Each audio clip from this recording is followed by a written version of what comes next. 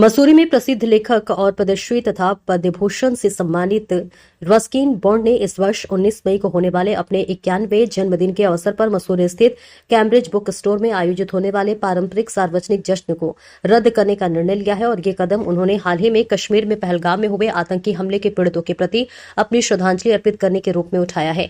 22 अप्रैल 2025 को पहलगाम के बैसरान घाटी में हुए इस हमले में 26 निर्दोष नागरिकों की जान गई, जिनमें अधिकांश हिंदू पर्यटक थे।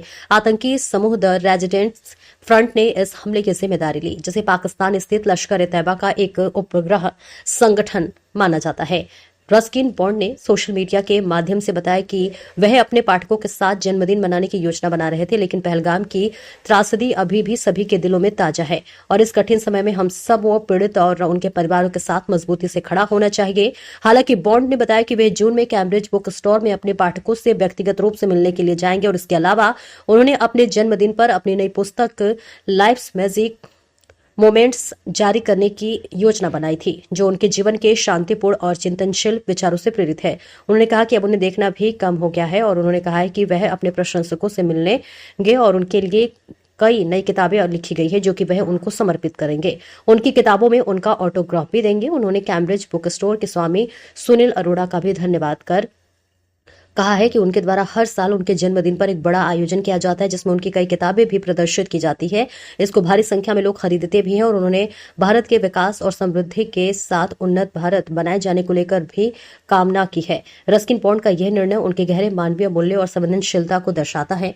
उनका यह कदम ये संदेश देता है कि जब देश में हिंसा और आतंकवाद की घटनाएं होती हैं तो व्यक्तिगत उत्सवों को स्थगित करना एक सम्मानजनक और जिम्मेदार नागरिकता का प्रतीक है।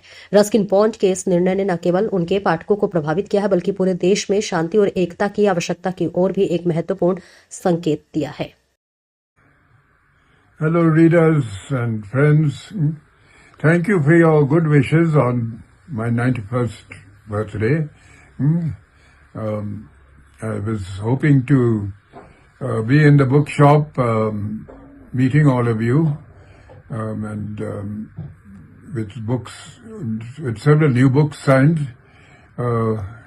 And the books, of course, are there and they're signed, but for various reasons, I won't be able to have a public celebration this year. You know, we've just had that tragedy in Kashmir, followed by an unpleasant conflict, and I think maybe it's time to just reflect, and also the fact that I can't see much now, and I'm hobbling around, but maybe in June, and when things are different, I'll come to the bookshop and meet readers.